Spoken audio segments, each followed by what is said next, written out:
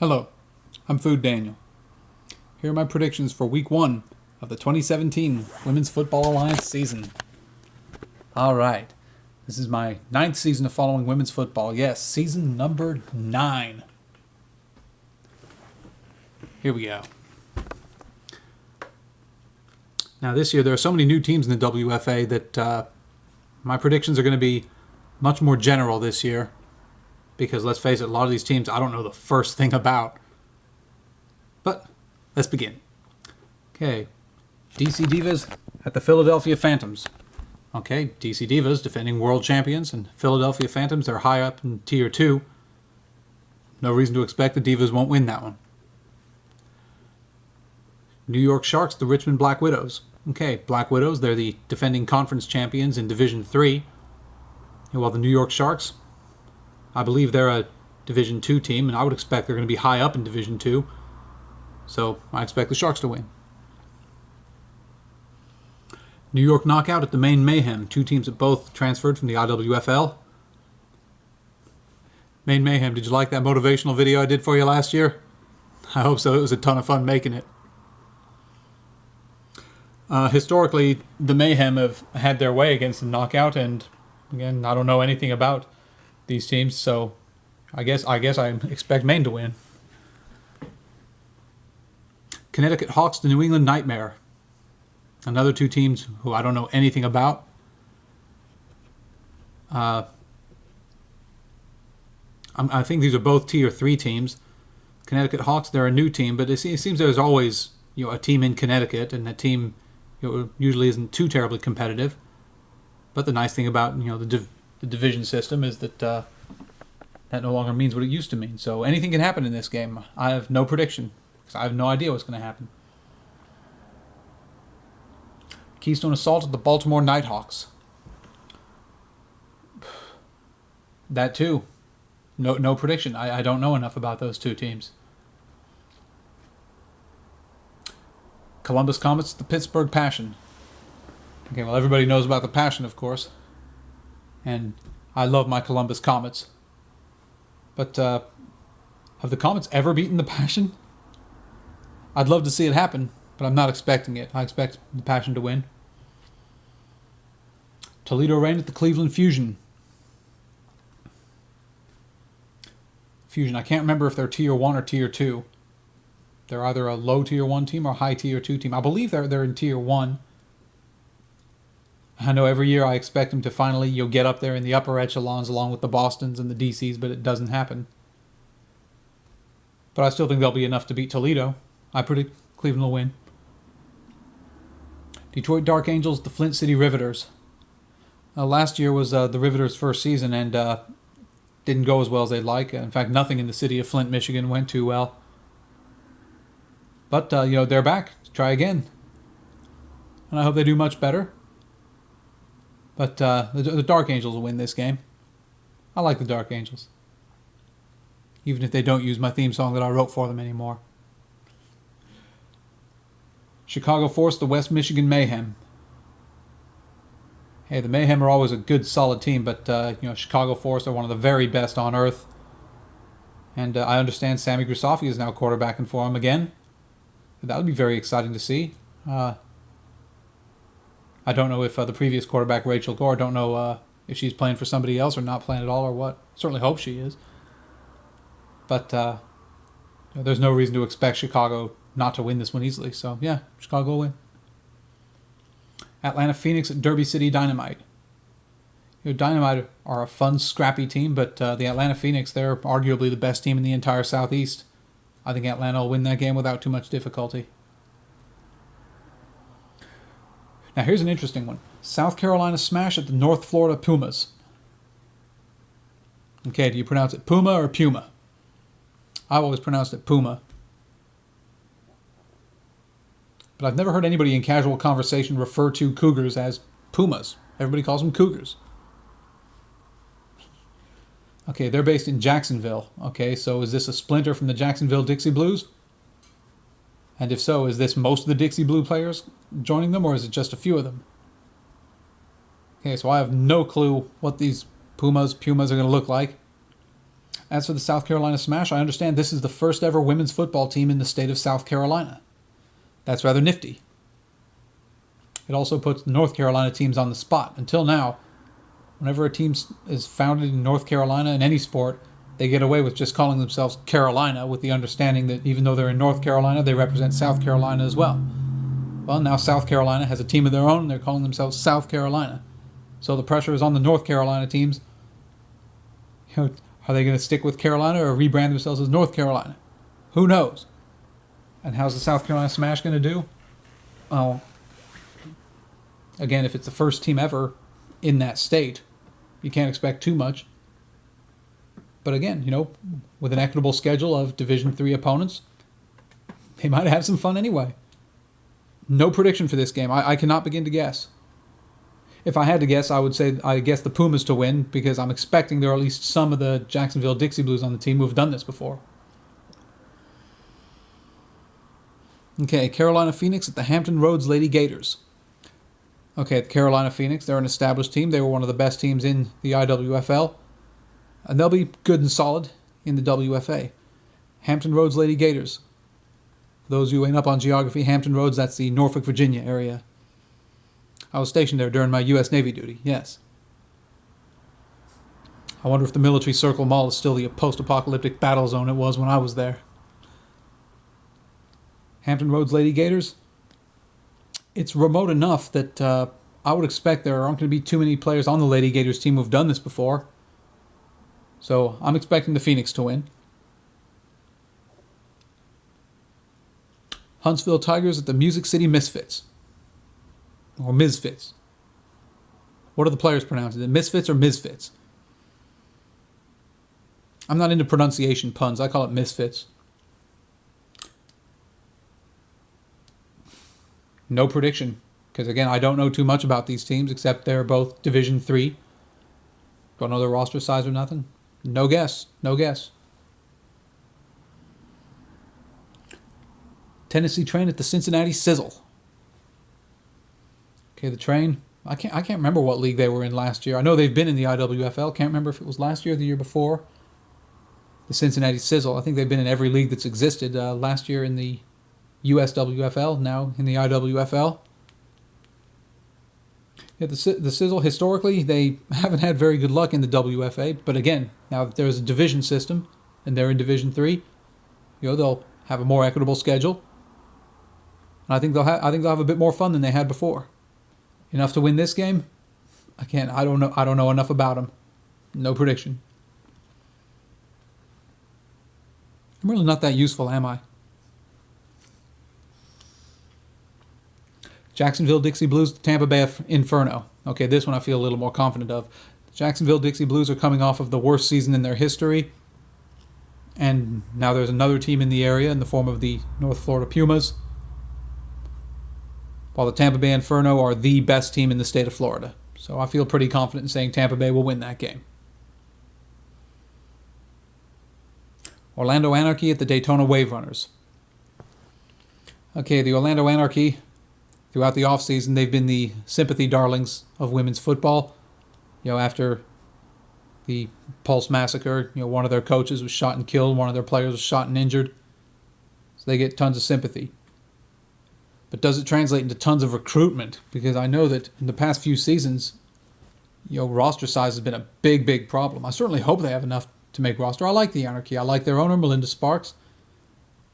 And I'm gassed at the idea of a team having the punk rock Circle A logo on their helmet. I just love it. As for the Daytona Wave Runners, I know I say this every time, but it bears repeating, especially for people watching me for the first time. Daytona Wave Runners, that is the best name in the entire league. Daytona Wave Runners. Wave Runners, that's a great name. It's unique. Nobody else has it. And it's location specific. Team called the Wave Runners, you'd guess it's somewhere in Florida.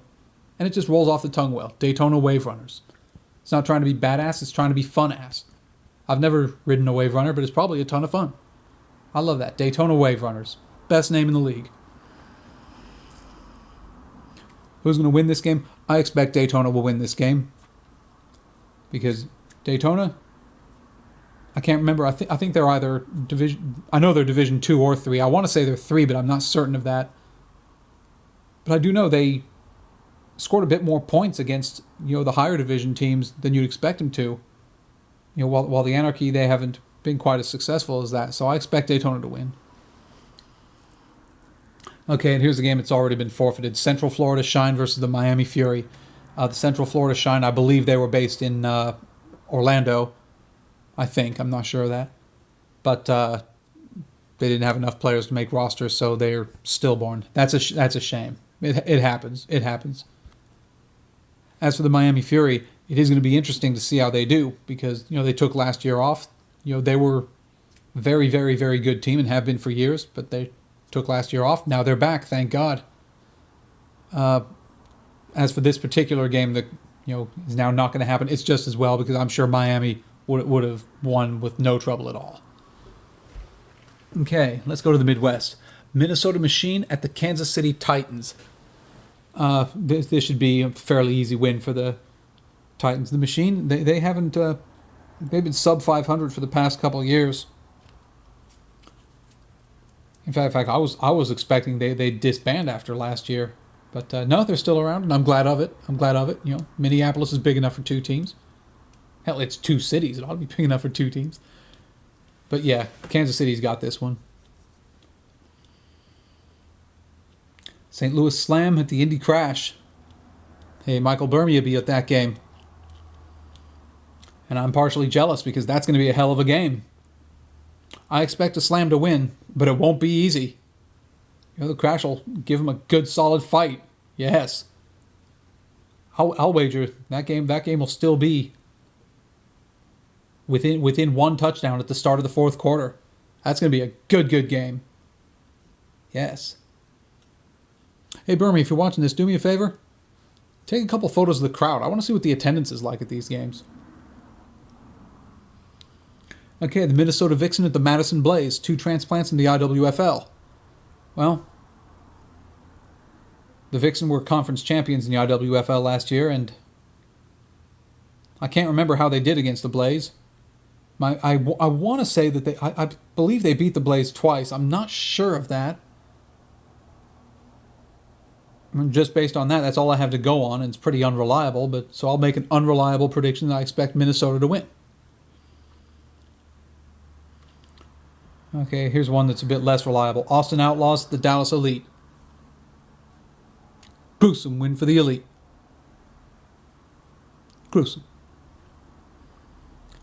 I like Coach Narlin Barker of the Outlaws. I dig the Austin Outlaws. But, the Elite, I expect just like last year and the year before, during the regular season, they're going to buzzsaw through everybody up through the playoffs.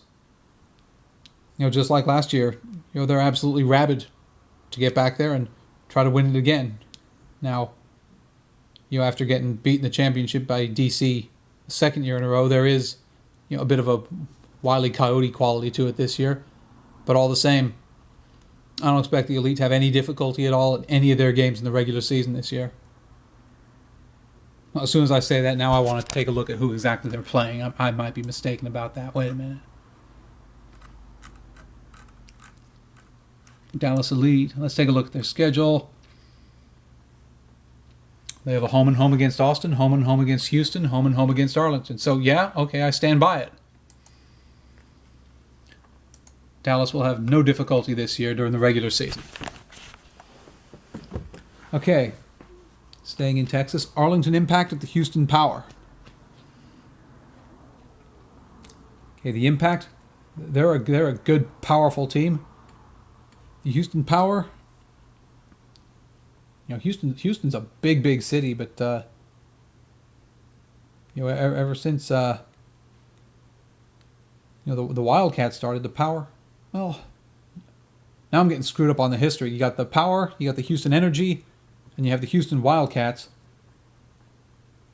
The Power, if memory serves, they haven't been above 500 for a couple of years. I don't know how much of that is due to the emergence of the Wildcats or not. Once again, this is the 9th season, so now the history is getting fuzzy. But for this week anyway, I expect Arlington to win.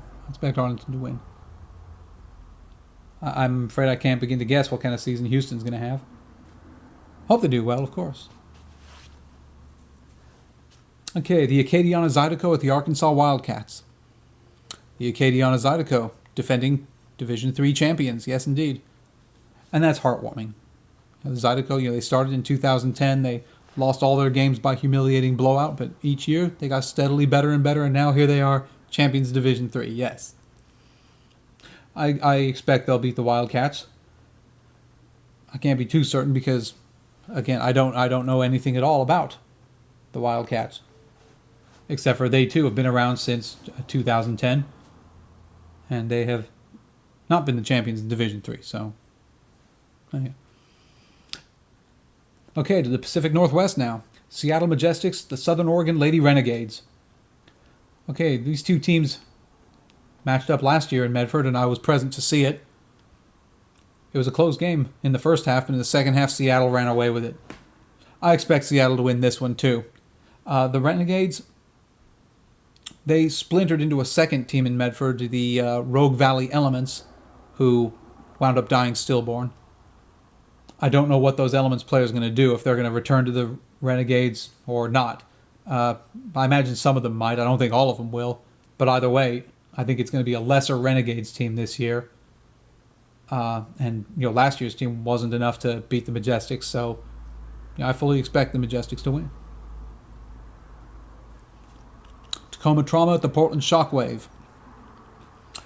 Portland Fighting Shockwave. Yes, a fusion of the Portland Shockwave and the Portland Fighting Phillies. Yes, that fusion last year enabled Portland to finally overtake Seattle to be the top team of the Pacific Northwest. I don't see any reason why they wouldn't continue to be. So I expect Portland to win this game. I do love the Pacific Northwest division. You got 3 teams in the state of Washington, 2 teams in the state of Oregon. They each play each other twice. There's a nice self-contained schedule, with the winner being able to carry the flag of the Pacific Northwest as the champion of something. I really like it, yeah. Okay, the game I'll be attending, the Utah Blitz at the Ventura Wolfpack. Okay, with these two teams, this is where the division system really shines, as far as the downscale teams go. Okay, the Ventura Wolfpack, this is their 3rd season. They're still looking for their first ever win. And as for the Utah Blitz, in the past 2 seasons, they have only 1 win to their credit, and it was against these very same Wolfpack. It was a very close game, and I was present for that. But despite the lack of wins that these two teams have, when I look at their schedules, they both have winnable games. The Wolfpack schedule, they have 7 games. 3 of them are winnable, and maybe as many as 5. As for the Blitz, they're playing a full 8-game schedule.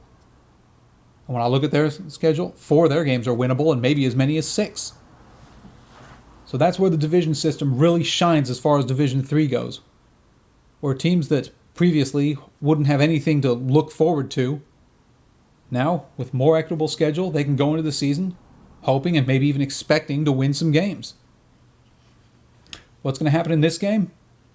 I love my Utah Blitz forever. So, of course, I'm going to predict my Blitz to win. But with a little extra confidence, because when they played each other in Ventura last year, the Blitz won that one too. So I'm feeling good about my Blitz. I'm also looking forward to see the Wolfpack because, yeah, they're still looking for their first ever win. But these are not a bunch of clods. They have some skilled players on their team.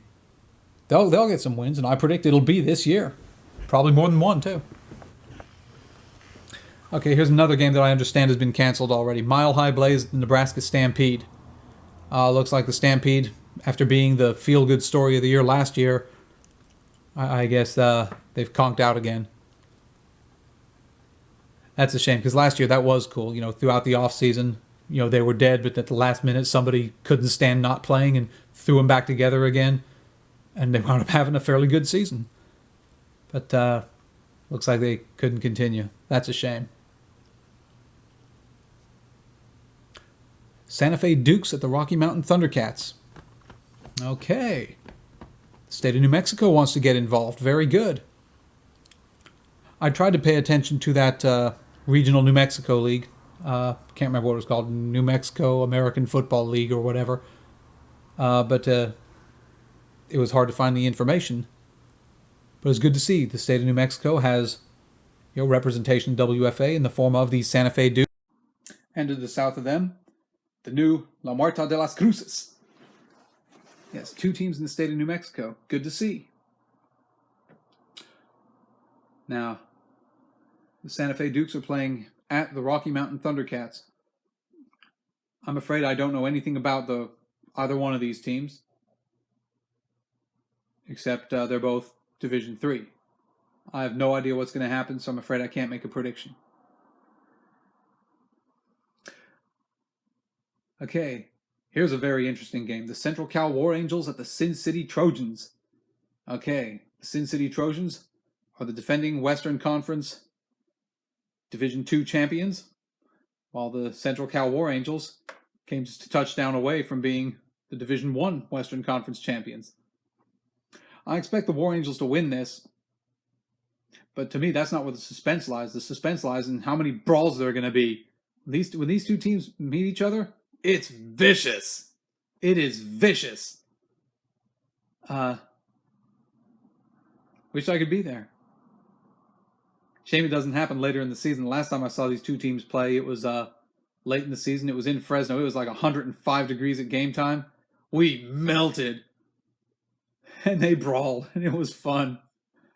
I expect Central Cal to win, but it's gonna be fun. Okay. The game I would go to if I could teleport. Actually, I shouldn't say that because it's only about an hour or 2 away from where I will be going. Forget I just said that. The San Diego Surge at the Pacific Warriors. Okay, the San Diego Surge, one of the very best teams in the nation. They took last year off, and now they're back again.